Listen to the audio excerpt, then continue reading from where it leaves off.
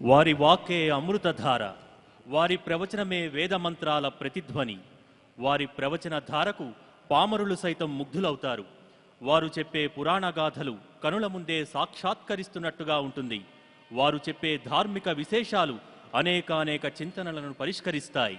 ఆయనే ప్రవచన బ్రహ్మ సరస్వతి స్వరూపులు బ్రహ్మశ్రీ చాగంటి కోటేశ్వరరావు గారు. ఈనాటి కోటి దీపోత్సవ కార్యక్రమంలో భాగంగా కార్తీక మాస వైభవంపై ప్రవచనాన్ని అందించాల్సిందిగా బ్రహ్మశ్రీ చాగంటి కోటేశ్వరరావు గారిని ప్రార్థిస్తున్నాం.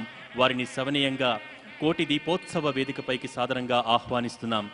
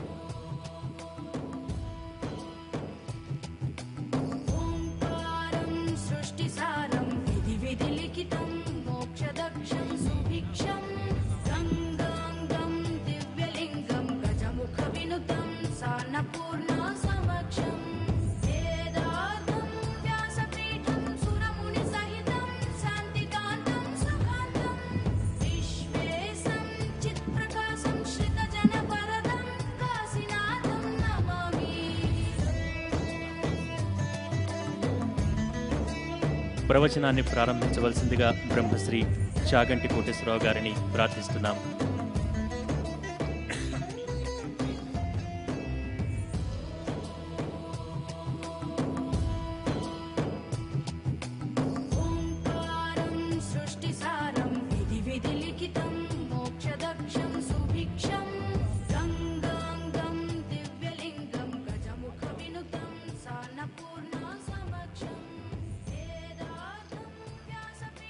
శుక్లాంబరధరం విష్ణుం శశివర్ణం చతుర్భుజం ప్రసన్నవదనం ధ్యాయేత్ సర్వవిఘ్నోపశాంతయే. గురుర్బ్రహ్మా గురుర్విష్ణుః గురుర్దేవో మహేశ్వరః గురుః సాక్షాత్ పరం బ్రహ్మ తస్మై శ్రీ గురవే నమః. వాగర్ధావివ సంపృక్తౌ వాగర్ధ ప్రతిపత్తయే జగతః పితరౌ వందే పార్వతీ పరమేశ్వరౌ. హరి ఓం. గత కొన్ని సంవత్సరాలుగా నిర్వహిస్తున్నట్లే భక్తి టీవీ వారు ఈ సంవత్సరం కూడా ఈ రాజధాని నగరంలో అత్యద్భుతమైనటువంటి రీతిలో ఈ కోటి దీపోత్సవాన్ని నిర్వహిస్తున్నారు. ప్రతి సంవత్సరం పాల్గొన్నట్టే ఈ సంవత్సరం కూడా ఈ కోటి దీపోత్సవ కార్యక్రమంలో పాల్గొని ఈ ఉత్సవం యొక్క విశేషం గురించి 4 మాటలు చెప్పేటటువంటి భాగ్యం కలగడం ఈశ్వరుడి యొక్క నిర్హేతుక కృపాకటాక్ష వీక్షణంగా భావిస్తున్నాను. దీపము అనేటటువంటిది విశేషమైనటువంటి మంగళప్రదత్వాన్ని కలిగి ఉంటుంది. లోకంలో ఎన్నో వస్తువులు ఉన్నాయి. అన్ని వస్తువులలో కొన్ని ప్రత్యేకంగా ఎక్కువ మంగళప్రదత్వాన్ని పొంది ఉంటాయి. ఒక ప్రమిద ఉందనుకోండి, ఒక పాలిక ఉందనుకోండి, కొన్ని పేలాలు అక్కడ ఉన్నాయనుకోండి, లాజలు ఉన్నాయనుకోండి, దర్భలు ఉన్నాయనుకోండి, ఆవు నెయ్యి ఉంది, పసుపు కుంకుమ, ఇటువంటివన్నీ కూడా మంగళద్రవ్యాలు. ఒక దీపం కూడా గొప్ప మంగళప్రదత్వానికి చిహ్నం. అయితే దీపము అంటే కేవలముగా ఒక ప్రమిద, అందులో ఉన్నటువంటి నెయ్యి లేదా తైలం, అందులో వేసినటువంటి ఒత్తి, దాన్ని వెలిగించడం, బాహ్యంలోది వెలుతురిస్తోంది కాబట్టి దానికి ఆ మంగళప్రదత్వము అని అంటే అభ్యంతరకరం ఏం కాదు. కానీ దీపం అంత గొప్పతనాన్ని పొందడానికి ప్రధానమైనటువంటి కారణం దీపం భయాన్ని పోగొడుతుంది. ఎందుచేత అంటే చీకటి భయానికి పర్యాయ పదం. ఎక్కడ చీకటి ఉందో అక్కడ భయం ఉంటుంది. ఎందుచేత అంటే చీకటిగా ఉందనుకోండి, అసలు అక్కడ ఉన్న వస్తువు ఏది అన్నది తెలియదు. ఏదో తెలియనప్పుడు లోపల నుంచి భయం బయలుదేరుతుంది. ఉన్న వస్తువు ఏది తెలియాలి అంటే, సత్యము గోచరము కావాలి అంటే ఒక దీపాన్ని పట్టుకొస్తే తెలుస్తుంది. చీకట్లో నేను ప్రయాణం చేసి వెడుతుండగా అడ్డంగా ఒక తాడు పడి ఉందనుకోండి, నేను ఆ తాడు చూసి పాము అని అనుకుంటే గాలికి ఆ తాడు కొద్దిగా కదిలినా పాము కదులుతున్నట్టే అనిపిస్తుంది. నిజంగా దానికి అక్కడ పడగ లేకపోయినా పడగ ఉన్నట్టు, అది బుస్సుమంటున్నట్టు పైకి లేస్తున్నట్లు అనిపిస్తుంది. అప్పుడు నేను చదువుకున్నటువంటి చదువుకి సంబంధించినటువంటి పత్రాలు కానీ, నా ఉద్యోగానికి సంబంధించినటువంటి వివరములతో కూడుకుని ఉన్నటువంటి పత్రాలని కానీ, నాకు ఉన్నటువంటి ఐశ్వర్య సంబంధమైన కాగితాలు కానీ తీసుకొచ్చి అక్కడ పెట్టినా భయం పోదు. కానీ ఒక్క దీపాన్ని తీసుకొచ్చి అక్కడ పెట్టారనుకోండి, ఇది పాము కాదు తాడు అని తెలియగానే అప్పటి వరకు ఉన్నటువంటి భయం అంతా కూడా అంతర్ధానం అయిపోతుంది. మనిషిని పాడు చెయ్యడానికి భయం కన్నా గొప్పది లోకంలో ఇంకొకటి లేదు. భయముతో పాటు శోకము, ఈ రెండు అక్క చెల్లెళ్ళై ఉంటాయి.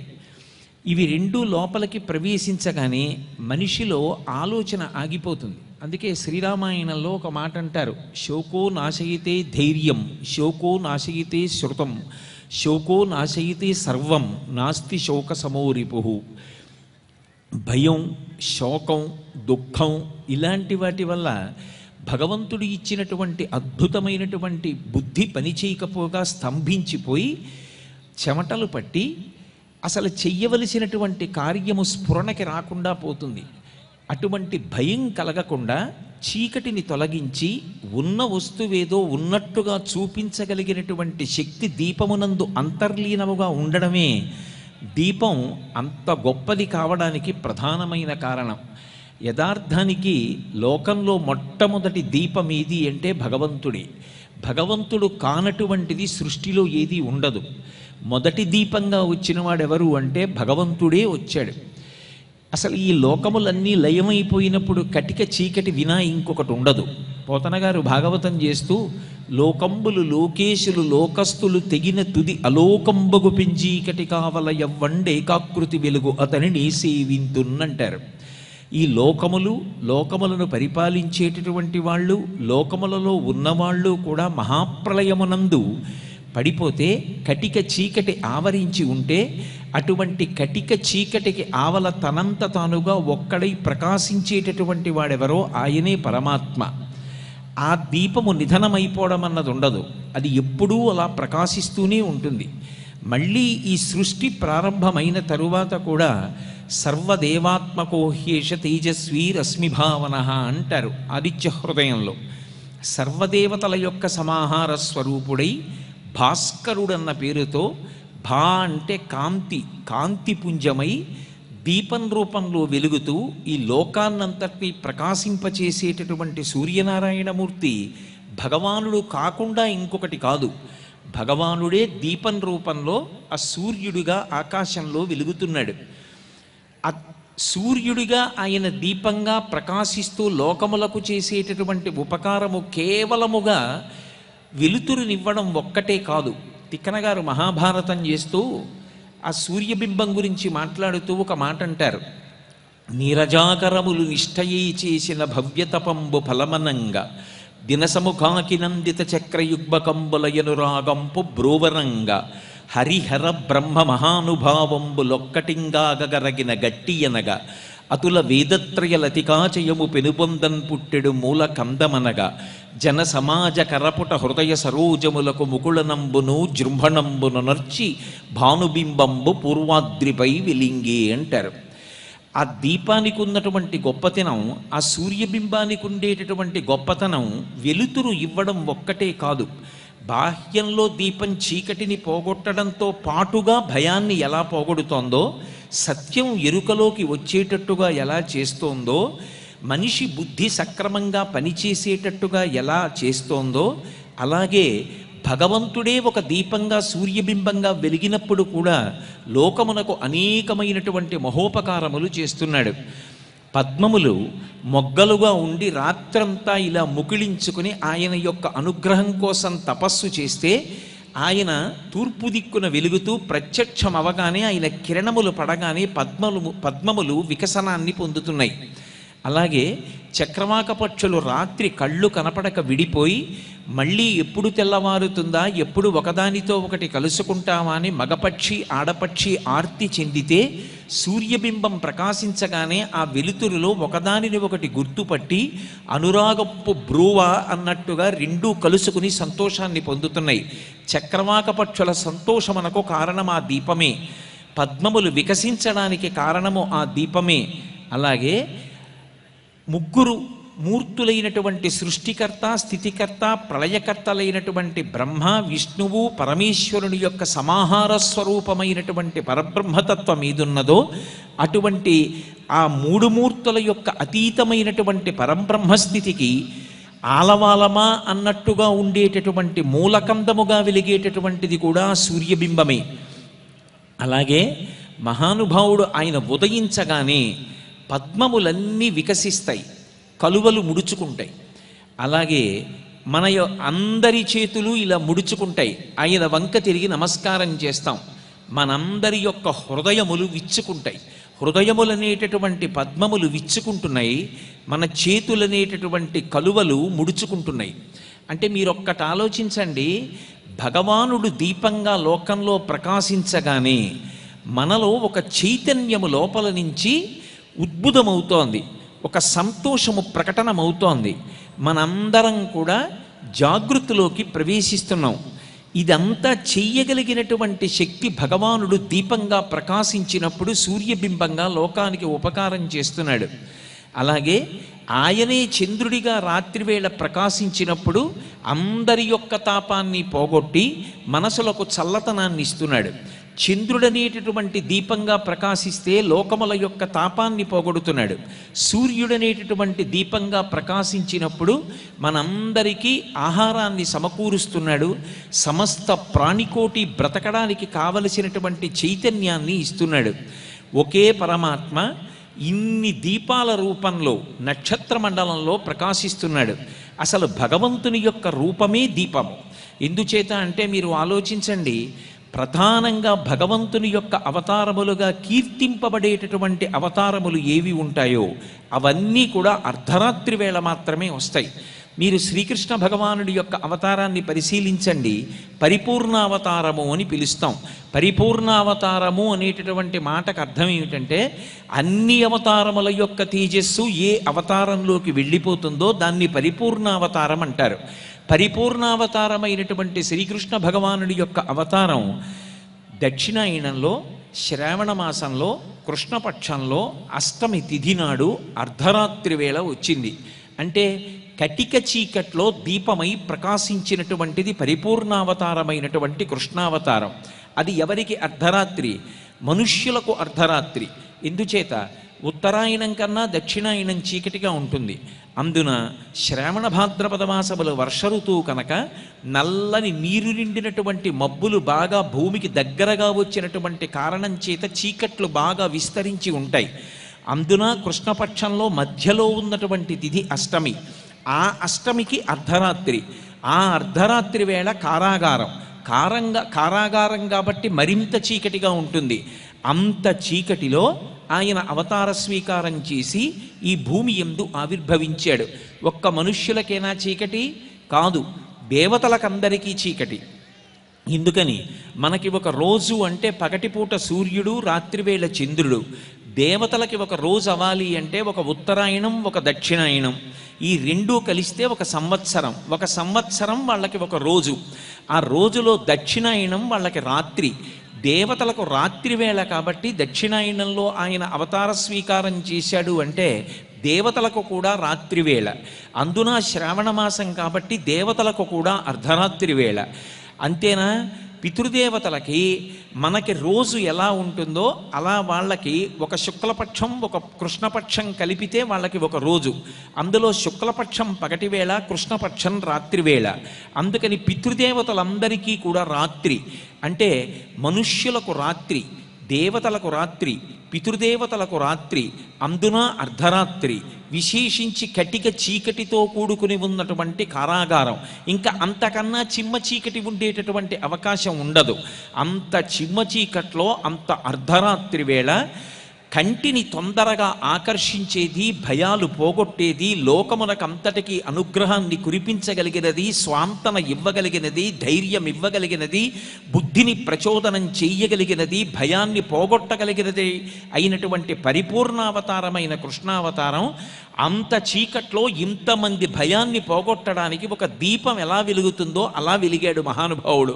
జలధరరీహు నాజాను చతుర్బాహు సరసీరుహక్షు విశాలవక్షు జారుగదా శంఖచక్ర పద్మ విలాసు కంఠ కౌస్తుభమణి కాంతిభాను కమనీయ కటిసూత్ర కంకణ కేయూర శ్రీవత్సలంచనంచిత విహారు మరుకుండల ప్రభాయుత కుంతలలలాటు వైఢూర్య మణిగణ వరకిరీటు బాలు పూర్ణేందు రుచిజాలు భక్త లోకపాలు సుగుణాల వాలు కృపా విశాలు చూచి తిలకించి పులకించి చోద్యమంది ఉబ్బి చెలరేగి వసుదేవుడు ఉత్సహించే అంటారు పోతన గారు.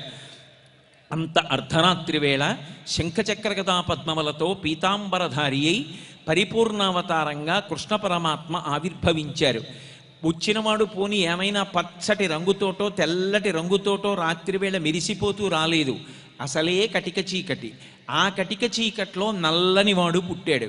ఎంత నల్లటివాడు అర్ధరాత్రి వేళ పుట్టినా మనందరి జీవితాలలో ఉండేటటువంటి అజ్ఞానం అనేటటువంటి చీకటిని తీసివేయడానికి ప్రస్థానత్రయంలో ఒకటైనటువంటి భగవద్గీతని లోకానికి అర్జునుణ్ణి మిష చేసి బోధించి దేశకాలములతో సంబంధం లేకుండా సమస్త మానవాళి భగవంతుణ్ణి చేరుకోవడానికి కావలసినటువంటి మార్గాన్ని జగదాచార్యుడై ఉపదేశం చేశాడు.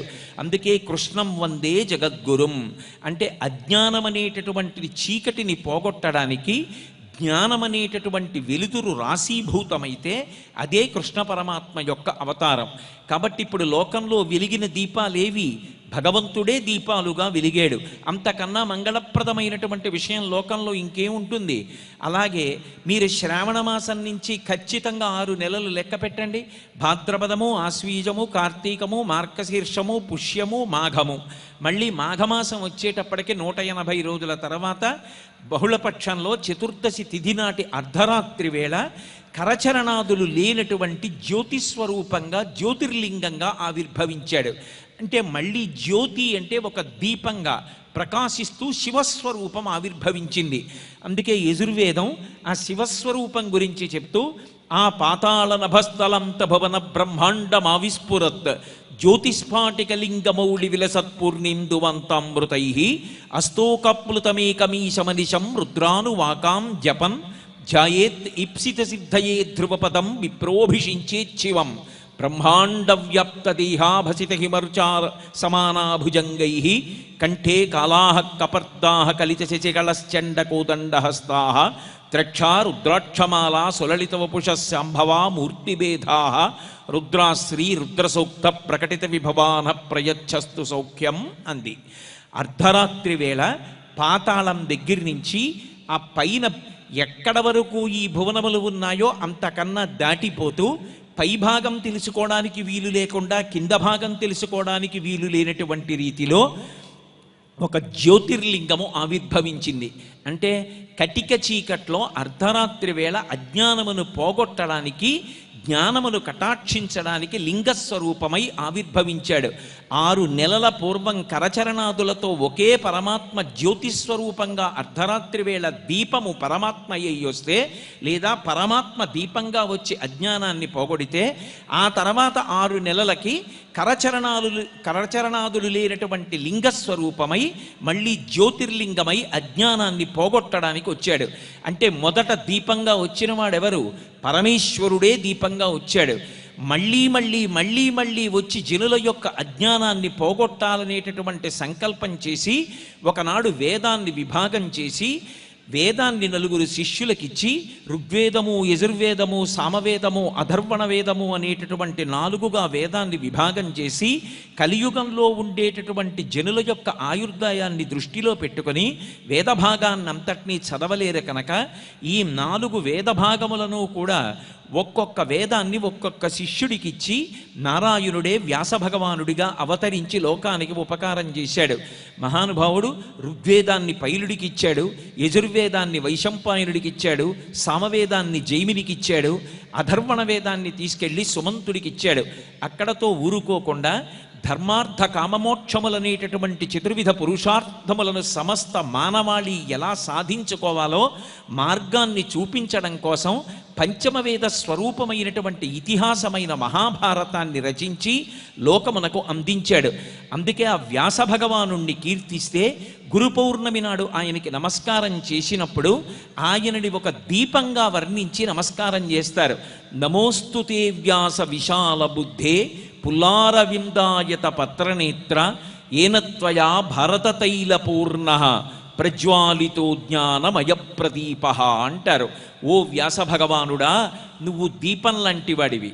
నువ్వు మహాభారతం అనేటటువంటి గ్రంథాన్ని రచన చేసి పంచమవేదాన్ని మాకిచ్చి చతుర్విధ పురుషార్థములైనటువంటి ధర్మార్థ కామమోక్షములను జీవితంలో ఎలా మేము సాధించుకోవాలో మాకు నిరూపణం చేసినటువంటి మహానుభావుడివి. నువ్వు సాక్షాత్తు దీపానివి, మా అజ్ఞానాన్ని పోగొట్టడానికి గురువుగా వచ్చినటువంటి వాడివి అని వ్యాసుడికి నమస్కారం చేస్తారు. అసలు మీరు పరమాత్మ యొక్క తత్వాన్ని పరిశీలనం చెయ్యండి. ఏవి వెలుతురిస్తాయో, ఏవి వేడినిస్తాయో, ఏవి లోకమునకు పోషకత్వాన్ని కల్పిస్తాయో, ఏవి మనుష్య జీవితం తరించడానికి కారణమవుతాయో అటువంటివన్నీ కూడా భగవంతునికి నేత్రముల యొక్క స్థానములో ఉంటాయి. సూర్యుడు, చంద్రుడు, అగ్ని ప్రధానంగా ఈ మూడు కూడా వెలుతురికి ప్రధాన స్థానములు. ఈ మూడిటి ద్వారానే మనిషి తరిస్తాడు. ఆ అగ్నిని ఆరాధన చేసి అగ్నిముఖంగా దేవతలకు హవిస్సులిచ్చి దేవతల యొక్క అనుగ్రహం చేత పాడి పంట పొంది ఇహమునందు సుఖాన్ని పొందుతాడు. మఖము చేయ వజ్రి మెది సంతసించును, వజ్రి సంతసింప వానకురియు, వానకురిసి గసవు వసుమతిపై పెరగు, గసవు మేసి ధేను గణము బ్రతుకు అంటారు భాగవతంలో. మనం అగ్నిహోత్రముఖంగా హవిస్సునిస్తే ఆ హవిస్సుని తిన్నటువంటి దేవతలు సంతోషించి వర్షం కురిపిస్తారు. వర్షం కురిపిస్తే పాడి పంట. మళ్ళీ ఆ ఐశ్వర్యం వచ్చిన తరువాత మళ్ళీ యజ్ఞం చేస్తే మళ్ళీ దేవతలు అన్నం తింటారు. ఆ హవిస్సు తిన్న దేవతలు మళ్ళీ వర్షం కురిపిస్తారు. మళ్ళీ వర్షం కురిపిస్తే మళ్ళీ పాడి పంటలు. మళ్ళీ వచ్చిన ఐశ్వర్యంతో మనుష్యులు మళ్ళీ యజ్ఞం చేస్తారు. అంటే ధర్మచక్రం తిరగడానికి కారణం ఆ అగ్నిహోత్రం. లింగపురాణం చేస్తూ వ్యాస భగవానుడు అంటాడు, హవ్యం వహతి దేవానాం కవ్యం కవ్యాసినామపి పాకంచ కురుతే వహ్ని శంకరస్యైవ శాసనాత్ అంటాడు. మన ఇంట్లో వంట చేసుకోవాలన్నా పాచకుడై మహానుభావుడు అగ్నిహోత్రుడు అన్నం వండి పెడుతున్నాడు. పితృదేవతలకి కవ్యం ఇవ్వాలి అంటే అగ్నిముఖంగా ఇస్తాం. దేవతలకి హవిస్సులు ఇవ్వాలి అంటే అగ్నిముఖంగా ఇస్తాం. ఆ అగ్ని వలననే సమస్తమైనటువంటి శ్రేయస్సు లభిస్తోంది. శ్రియం అంటే కేవలము ఐశ్వర్యము అన్న అర్థము లేదు. శ్రియం అంటే ఏది శ్రేయస్సును కల్పిస్తుందో అది శ్రియం. ప్రియం అంటే ఏది నా మనసుకి ఇష్టమనిపించిందో అది ప్రియం. ప్రియమైనవన్నీ కూడా ప్రేయస్సునివ్వవచ్చు. ఎలాగో అలా డబ్బు సంపాదించామనుకున్నటువంటి డబ్బు అన్ని వేళలా రక్షణ కల్పించదు. అసలు నిజానికి రక్షణ కల్పించగలిగినది ఏది అంటే ధర్మం ఒక్కటే. అందుకే అర్థము ధర్మముతో ముడిపడాలి, కామము ధర్మముతో ముడిపడాలి. అప్పుడు మోక్షం వస్తుంది. కేవలము సంపద, కేవలము డబ్బు మనిషిని ఉద్ధరించేటటువంటివి కావు. అవి ధర్మముతో ముడిపడినప్పుడే, ఆ తృప్తి కలిగినప్పుడే మనిషి ఉద్ధరణ పొందుతాడు. అందుకే శ్రియమిచ్చేత్ హుతాశన అంటే ఏది శ్రేయస్సుని నీకు ఇస్తుందో, ఏది నీ జీవితాన్ని పండిస్తుందో అది అగ్నిహోత్రుడి ద్వారా నీకు కటాక్షింపబడుతుంది. అటువంటి అగ్ని శివకేశవులు ఇద్దరికీ కూడా నేత్రస్థానము నందుంటుంది. శ్రీ మహావిష్ణువు యొక్క సహస్రనామ స్తోత్రం చదివేటప్పుడు క్షీరోధన్వత్ ప్రదేశేషు చమణి విలసత్సైకతే మౌక్తికానాం మాలాక్లుప్తాసనస్తస్ఫటికమణిదిభైర్మౌక్తికైర్మండితంగ శుభ్రైరద్భ్రైరదభ్రైరుపరి విరచితైర్ముక్త పీయూషవర్షై ఆనందీన పునీయాత్తరినళిన గదా శంఖపాణిర్ముకుంద భూపాదౌ అని చెప్తూ ఆయనకి సూర్యుడు చంద్రుడు ఇద్దరూ కూడా నేత్రస్థానముల యందు ఉన్నారు అంటారు. పరమశివుడి గురించి చెప్తే వందే శంభుమమాపతిం సరగురం వందే జగత్కారణం వందే పన్నగభూషణం మృగధరం వందే పశూనాం పతిం వందే సూర్య శశాంక వన్ని నయనం అంటారు. సూర్యుడు చంద్రుడు అగ్ని పరమశివుడికి నేత్రస్థానంలో ఉన్నారు. అంటే శివుడొకడు కేశవుడొకడు అని ఇద్దరు ఉంటారా? ఉండరు.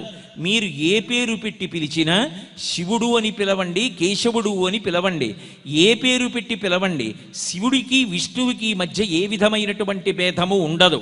అందుకే భక్తి టీవీ వారు నిజంగా అందరికీ కూడా శివకేశవుల మధ్య ఏ విధమైనటువంటి భేద బుద్ధి కలగకూడనటువంటి రీతిలో ఇంత అందంగా ఈ ఉత్సవాన్ని నిర్వహిస్తున్నారు.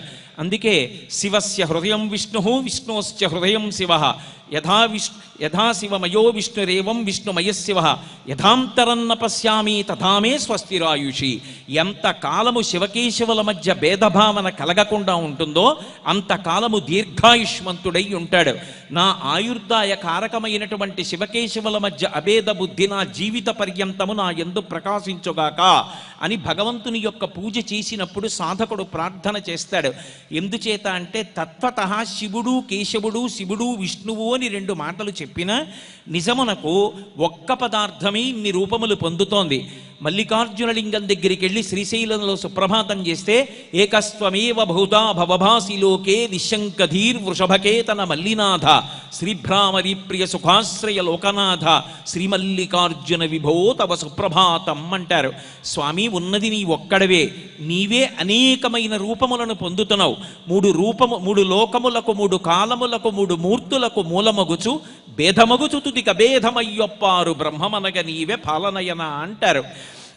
ఒక్క పరమాత్మయే మూడు మూర్తులుగా కనపడతాడు. బ్రహ్మగా విష్ణువుగా శివుడిగా కనపడతాడు. ఒక పరమాత్మయే మూడు కాలములుగా కనపడతాడు, భూత భవిష్యత్ వర్తమాన కాలముగా. అలాగే ఒక్క పరమాత్మయే మూడు లోకముల యందు విస్తరించి ఉంటాడు. ఆ ఉన్న ఒక్క పదార్థమే ఇన్నిగా కనపడుతుంటుంది తప్ప నిజమునకు అన్ని పదార్థములు ఉండవు. మీరు ఒక ప్రమిద తీసుకొని ఆ ప్రమిదలో మూడు ఒత్తులు వేసి మూడు ఒత్తులుగా వెలిగించారనుకోండి. ఇప్పుడు తత్వతః మూడు ఒత్తులు వెలుగుతున్నప్పుడు మూడు ఒత్తులలో ఉన్నటువంటి వెలుగుతున్న దీపముల యందు భేదాన్ని మీరు చెప్పగలరా? ఆ ఒత్తు వెలుగుతున్నప్పుడున్న దీపం, ఈ ఒత్తు వెలుగుతున్నప్పుడున్న దీపం, ఈ ఒత్తు వెలుగుతున్నప్పుడున్నటువంటి దీపం ఒక్కటే.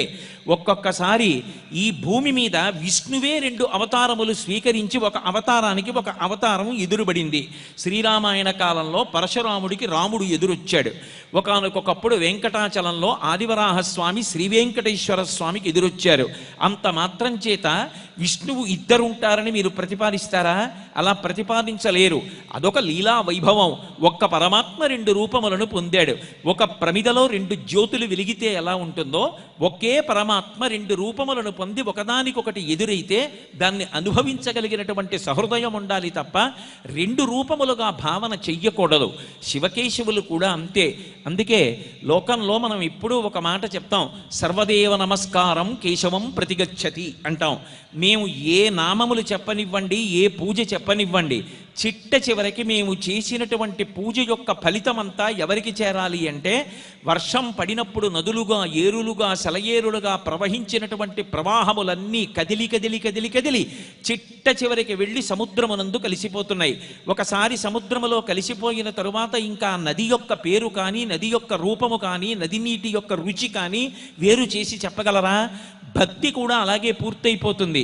మీరు ఏ పేరుతో భగవంతుడికి పూజ చేసినా చిట్ట చివరికి అది ఎవరికి అందుతుంది అంటే కేశవుడికి అందుతుంది అన్నారు.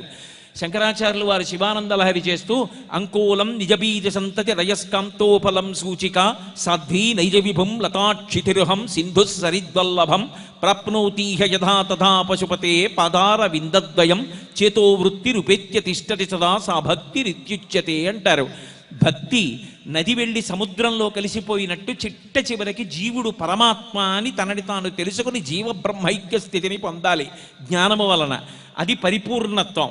అలాగే అందరు దేవతలకి చేసినటువంటి పూజలు, అందరి దేవతలకు చేసినటువంటి నమస్కారములు చిట్ట చివరికి ఎవరికి వెళ్ళిపోతాయంటే కేశవుడికి వెళ్ళిపోతాయి.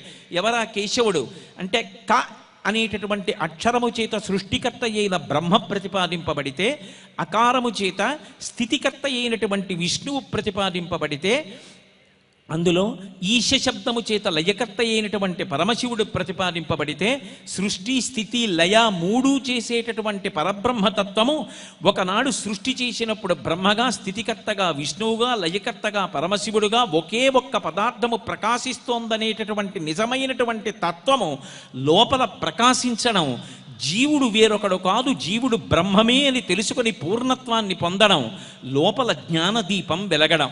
అందుకే మహాత్ములైనటువంటి వారెవ్వరికీ కూడా ఇన్ని రూపాలుగా పరమాత్మ కనపడలేదు, ఒక్క రూపంగానే కనపడ్డాడు.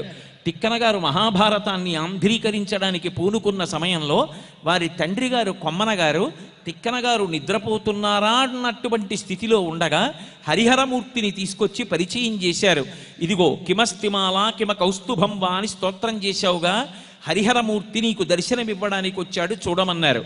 తిక్కన గారు రెండు చేతులు జోడించి చెప్పుకున్నారు, నా ఎదుట నిలబడినటువంటి పరమాత్మ కరుణారసము పొంగి దొరపెడు చట్పున శశిరేఖ అమృతంబు జాలువార హరినీల పత్రిక సురభి చందనమున్న గతినాభిధవళ పంకజము మెరయ గురియైన చెలుమున మెరసిన లోకరక్షణమనంగగళమున ఛాయదోప ప్రథమాగ్రణీతించు భానుబింబమునాన వరమున కౌస్తుభ రత్నమొప్ప సురణదియును కాళిందయును బెరసినట్టి కాంతి పూరమ్ము శోభిల్లు శాంతమూర్తి నా మనము ఆనందమగ్నముగా చేసి ఎలమి సన్నిధి చేసే సర్వేశ్వరుండు అని చెప్పుకున్నారు.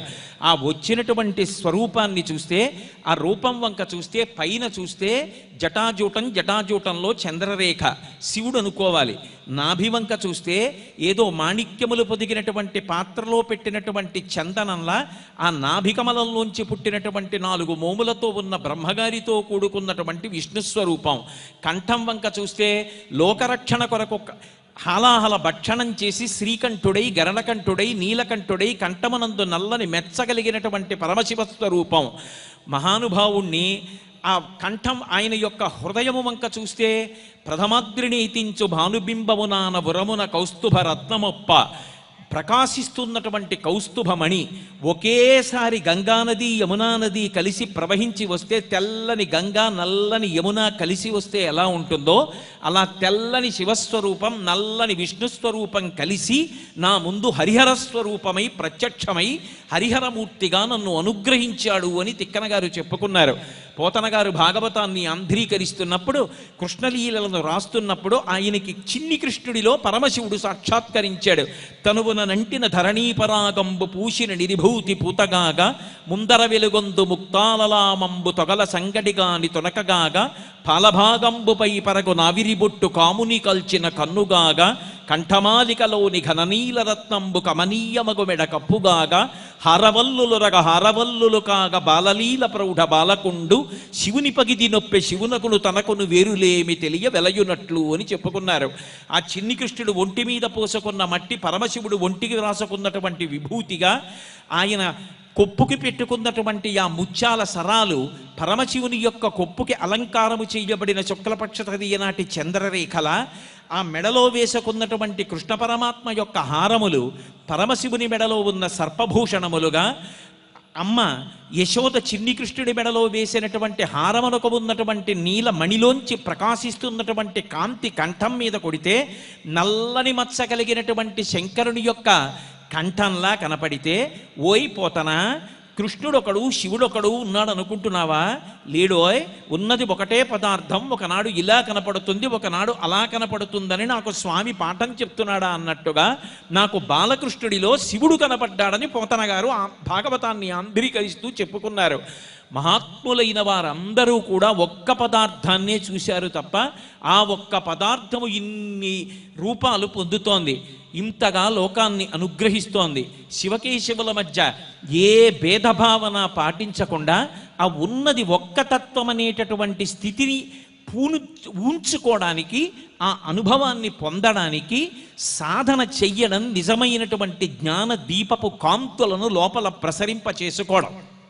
దానికి మనందరం చెయ్యవలసినది, మహానుభావుడు వ్యాసుడు దీపాన్ని వెలిగించాడు, వాల్మీకి మహర్షి దీపాన్ని వెలిగించారు. అందుకే ఇప్పటికీ లోకంలో సదాచారంగా ప్రవచనం చేసేటప్పుడు వ్యాస భగవానుడికి నమస్కారం చేస్తారు, వాల్మీకి మహర్షికి నమస్కారం చేస్తారు. ఎందుకని అంటే ఒక రోజు అంటే ఒక పగలు ఒక రాత్రి కలిస్తే ఒక రోజు అవుతుంది. పగలంతా సూర్యభగవానుడు ఉంటాడు, రాత్రి చంద్రభగవానుడు ఉంటాడు. సూర్యవంశాన్నంతటినీ వర్ణించినటువంటి వాడు మహానుభావుడైనటువంటి వాల్మీకి మహర్షి, చంద్రవంశాన్నంతటినీ వర్ణించినటువంటి వాడు వ్యాస మహర్షి. సూర్యచంద్రుల యొక్క వంశములను వర్ణించిన వారై, వాంగ్మయానికి సూర్యచంద్రుల వంటి వారై, వారు లేకపోతే లోకమునకు ధర్మము తెలియదు కనుక దీపములై ప్రకాశించి మనకి వాంగ్మయాన్ని ఇచ్చారు. ఆ వాంగ్మయం అనేటటువంటి దీపం వెలుగుతోంది. అజ్ఞానం అనేటటువంటి చీకటిలో కూర్చుని చీకటిని నిందించుకుంటే చీకటి ఎందుకు పోతుంది? ఆ దీపాన్ని తెచ్చుకోవాలి.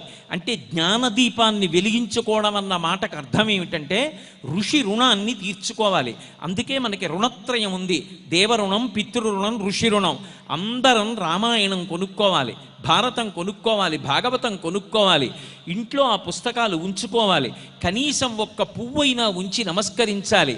మహానుభావులు దీపాలై మనకి దీపముల వంటి వాంగ్మయాన్ని ఇచ్చారు. ఆ పుస్తకాలు ప్రతిరోజు చదువుకుంటుంటే ధర్మమునందు అనురక్తి కలుగుతుంది. ఆ ధర్మమునందు ఊంచుకుంటే, ధర్మాన్ని పట్టుకుంటే ధర్మము వలన సమస్తము కలుగుతుంది.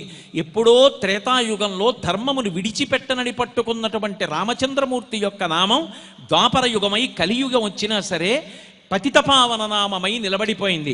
రామాయణ కథ అమృత భాండమై నిలబడిపోయింది. ఏ తల్లి ఏ బిడ్డడికి చిన్నతనంలో కథ చెప్పినా శ్రీరామ కథ చెప్తారు. ఎందుకని? రామో విగ్రహవాన్ ధర్మ. పరమశివుడు వృషభవాహనాన్ని అధిరోహించాడంటే ధర్మాన్ని అధిరోహించి వెడుతున్నాడని గుర్తు. వాళ్ళు దీపాల వంటి వాంగ్మయాన్ని ఇచ్చారు. ఋషి రుణాన్ని తీర్చుకోవడానికి ఆ వాంగ్మయం చదువుకోవాలి. వాంగ్మయం చదువుకుంటే మనకి ధర్మమునందు అనురక్తి కలుగుతుంది.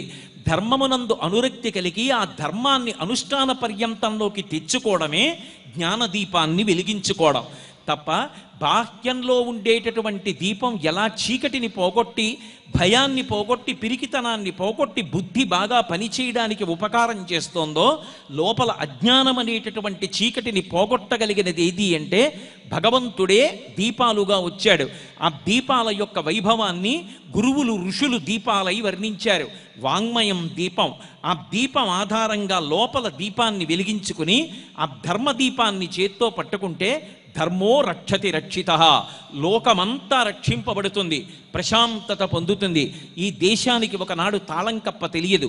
ఎందుకు తెలియదు అంటే పరద్రవ్యాణి లోష్టవత్, నాది కానిది పక్కవాడిది అంటే దాన్ని బెడ్డముక్క కింద భావించి విడిచిపెట్టేసేవారు. ధర్మము కోసం బ్రతికారు. ఎంత కష్టం రానివ్వండి, ధర్మాన్ని నమ్ముకున్నవాడు పాడుకాడు. ధర్మము మనిషిని రక్షించి తీరుతుంది. నోటితో ఎంత మాట్లాడావన్నది కాదు, నువ్వు నిజంగా ధర్మాన్ని ఎంత నమ్మావు, ధర్మాన్ని ఎంత అనుష్ఠాన పర్యంతంలోకి తెచ్చుకున్నావన్నదే జీవితానికి రక్షణ ఇవ్వగలిగినది. ధర్మానుష్ఠానము కన్నా భక్తి ఇంకొకటి ఉండదు. మీరు ఎంత తెచ్చి పూజ చేశారన్నది కాదు, భగవంతుడు ఎలా బ్రతకమని చెప్పాడో అలా బ్రతకడం ధర్మం. ధ్రియతేవా జనైరితి ధర్మం. భగవంతుడిచ్చినటువంటి మాట పట్టుకుని ఆ మార్గంలో ప్రయాణం చెయ్యాలి. అది కరదీపిక. అటువంటి దీపమే ఆర్ష వాంగ్మయం. ఆ వాంగ్మయం అనేటటువంటి దీపం ప్రతి ఇంటిలో ఉండాలి. ప్రతి ఇంటిలో రామాయణం ఉండాలి, భారతం ఉండాలి, భాగవతం ఉండాలి. నేను చదవకపోతే కనీసం ఒక పువ్వు వేసి నమస్కారం చేస్తే 7 తరాలు తరింప చెయ్యగలిగినటువంటి వాడు ఆ వాంగ్మయం చదివి ధర్మాన్ని అనుష్ఠానం చేసి ధర్మవర్తనుడై ఆయన ధర్మము వలన ఉద్ధరించగలిగినటువంటి మహాపురుషుడు ఒకడు తప్పకుండా వంశంలో పుడతాడు. అంత గొప్ప దీపం. ఒక్క దీపం వెలిగించి విడిచిపెడితే చీకటిని పోగొట్టి స్పష్టతని కల్పించి రక్షణని చేకూర్చినట్టు అటువంటి వాంగ్మయాన్ని తెచ్చి ఇంట్లో పెట్టుకుంటే ఎప్పుడో అప్పుడు అది జ్ఞానజ్యోతిని వెలిగించి మనిషిని ఉన్నత పథంలో నడిపిస్తుంది. అలా జ్ఞానజ్యోతిని వెలిగించుకోవాలి. ఇప్పటికీ లోకంలో ఒక విశేషం చెప్తారు. కేరళ రాష్ట్రంలో పూజ చెయ్యవలసి వస్తే ప్రత్యేకంగా మూర్తులకు చెయ్యరు, దీపాన్ని అక్కడ పెట్టి ఆరాధన చేస్తారు. ఎందుకని అంటే అసలు నిజంగా భగవంతుడు ఎవరు అంటే దీపమే భగవంతుడు, ఆ వెలుతురే భగవంతుడు.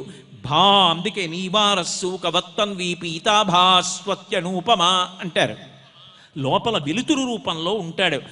ఆయన స్త్రీయా పురుషుడా నపుంసకుడా ఏడీ కాడు, వెనకనున్నటువంటి వెలుగు భగవానుడు. అందుకే భాగవతంలో పోతన గారు స్త్రీ పురుష నపుంసక మూర్తియును కాక తిర్య కమర నరాది మూర్తియును కాక కర్మ గుణభేద సరసత్ప్రకాశి కాక వెనుక నన్నియుతానగు విభుతలంతు అంటారు.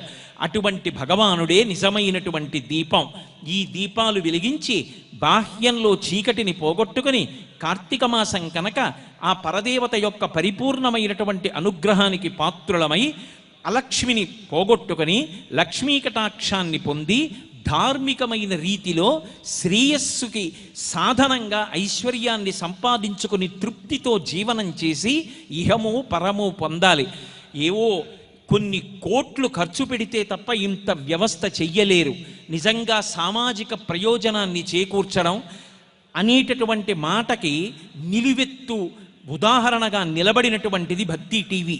ఎందుచేత అంటే ఏదో కొన్ని ప్రవచనాల్ని ప్రసారం చెయ్యడం కాకుండా, ఎక్కడో జరుగుతున్నటువంటి ఉత్సవాల్ని కొన్నిటిని ప్రత్యక్ష ప్రసారం చెయ్యడం కాకుండా, కోట్లు ఖర్చు పెట్టవలసి వస్తే వెనుకంజ వెయ్యకుండా పరమ పవిత్రమైనటువంటి మాసంలో అందరినీ ప్రాంగణంలో దగ్గరికి తీసుకుని దీపాలిచ్చి ఏ రోజున ఏ పూజ చెయ్యాలో ఆ పూజ చేయించడానికి కావలసిన వ్యవస్థని ఏర్పాటు చేసి దానికి కావలసినటువంటి పత్రి పుష్పాదులను కూడా సమకూర్చి యతి పురుషుల యొక్క దర్శనము మనందరికీ సౌభాగ్యదాయకం కనుక ఎక్కడెక్కడో ఉన్నటువంటి యతి పురుషులందరినీ కూడా ఆహ్వానించి వారి దర్శనాన్ని మనకి కల్పించి ప్రతిరోజు దానిలో ఉండేటటువంటి తత్వ విశేషాన్ని తెలుసుకోవడానికి కొంతమందిని ఇక్కడికి పిలిపించి వారి చేత ప్రవచనములు చేయించి ప్రదోష వేళలో మన కన్నుల ముందు భగవానుడు ఊరిరిగింపుగా వెడుతుంటే చూసి మురిసిపోవడానికి వీలుగా భగవంతుని యొక్క ఊరిరిగింపు కార్యక్రమాన్ని నిర్వహించి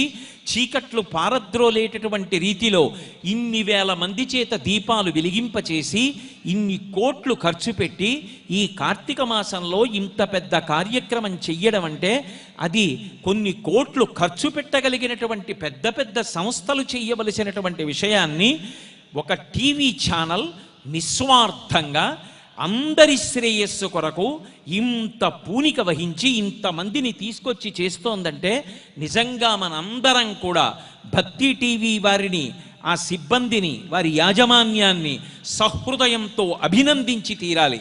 ఇంత గొప్ప కార్యక్రమాన్ని చేపడుతున్నారు. ఇటువంటి కార్యక్రమాలు ప్రేరణగా ఇంకా ఎన్నో కార్యక్రమాలు అన్ని చోట్ల రావాలి. ఆ దీపపు వెలుతురు బాహ్యమునందు ఆంతరమునందు ప్రసరించి బాహ్యములోని చీకట్లను పోగొట్టి ఆంతరమునందున్నటువంటి అజ్ఞానపు చీకట్లు పోగొట్టి మనందరం కూడా సంతోషంగా జీవించగలిగి శాంతియుతమైనటువంటి జీవనాన్ని పొందగలిగినటువంటి స్థితిని మనకి కృప చేయవలసినటువంటి అదృష్టాన్ని అందించాలి. అందుకే ఈ సందర్భంగా నేను వ్యక్తిగతంగా మరొక్కసారి భక్తి టీవీ యాజమాన్యానికి, సిబ్బందికి కృతజ్ఞతలు ఆవిష్కరిస్తున్నాను. ఇంట్లో ఒక చిన్న శుభకార్యం చెయ్యాలంటే కొన్ని నెలల పాటు ప్రణాళిక వేస్తాం. ఇంత పెద్ద ప్రాంగణం, ఇన్ని ఏర్పాట్లు, ఇంత కార్యక్రమం, అల్లా వెంకటేశ్వరరావు గారి మృదంగ కార్యక్రమాన్ని చూడడం, భజన బృందాలు, రకరకాల సంగీత విన్యాసాలు, ఇంతమంది యతిపురుషులు, ఇంతమంది పండితులు, ఇంతమంది విద్వాంసులు, ఇంతమంది భాగవతులు, ఇన్ని దీపాలు, ఇంత కార్యక్రమం, ఇవి చేయడానికి ఎన్నాళ్ళు శ్రమించాలి, ఎంత ప్రణాళిక రచన చెయ్యాలి, ఎంత ద్రవ్యం ఖర్చు పెట్టాలి. సరి అయినటువంటి హృదయం కలిగినటువంటి వాడు అభినందించకుండా ఎలా ఉండగలడు? నిష్కారణ పొగట్ట కాదు, మనందరం కూడా బిగ్గరగా ఒక్కసారి కరతాళధ్వనులతో భక్తి టీవీ యాజమాన్యానికి, సిబ్బందికి మన హృదయపూర్వకమైనటువంటి అభినందనలను ఆవిష్కరిద్దాం. అంత గొప్పదైనటువంటి ఈ దీపపు కాంతి మన జీవితాల్ని ఒడ్డుకు చేర్చాలని, ఏ దీపము శాశ్వతముగా ఎప్పుడూ వెలుగుతుంటుందో ఆ దీపము పరమాత్మ తప్ప వేరొకటి కాదు అని వేదం చెప్తోంది.